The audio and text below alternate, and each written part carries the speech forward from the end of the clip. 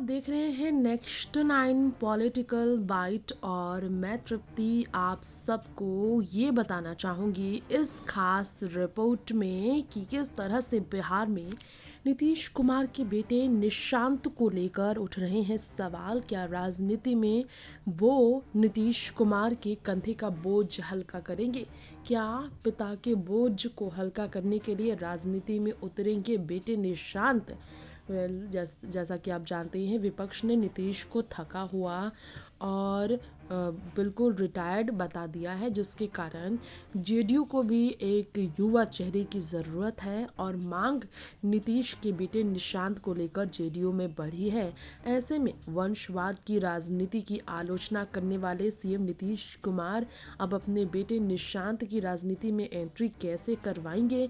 सवाल तो ये भी है, लेकिन बिहार के सियासी गलियारों में विधानसभा चुनाव से पहले अटकलों का बाजार वाकई गर्म है।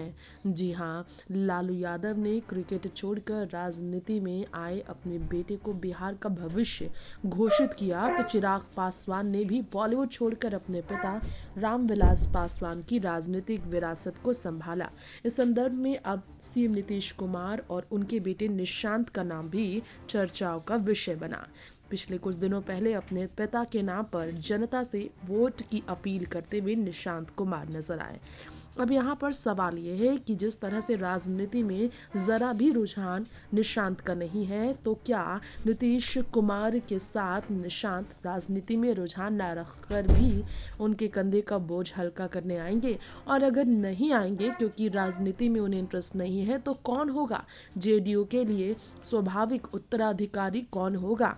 सवाल ये भी है। एक शांत और निजी जीवन जीने वाले निशांत अभी तक राजनीति में आने को लेकर ज़रा भी दिलचस्पी नहीं जता रहे हैं, जो कि अपनी रुचि आध्यात्मिकता में दिखा चुके हैं इंजीनियरिंग की पढ़ाई के बाद। ऐसे में बड़ा सवाल है कि कौन होगा नीतीश का उत्तराधिकारी अगर निशांत बेटे नहीं उनके कंधे का बोझ करेंगे हल्का। पिछले दिनों नीतीश कुमार की तबीयत भी कई बार बिगड़ी है, जिससे उनकी प्रगति यात्रा को भी कल रद्द किया गया। इसके बाद उनके उत्तराधिकारी को लेकर सवाल बड़े खड़े हो रहे हैं। पार्टी प्रवक्ता नीरज सिंह ने भी आधारहीन और दुखद बताया था उन खबरों को जिसमें निशांत राजनीतिक भविष्य बन सकते हैं जेडीयू को। ऐसे में अगर नीतीश अपने बेटे को उत्तराधिकारी नहीं चुनते हैं, तो उनके मन में आखिर चल क्या रहा है? सवाल ये भी उठ रहा है बड़ा। जी हाँ, नीतीश की विरासत पर सबसे बड़ा सवाल खड़ा हो रहा है निशांत की राजनीति में आने से देरी होने पर।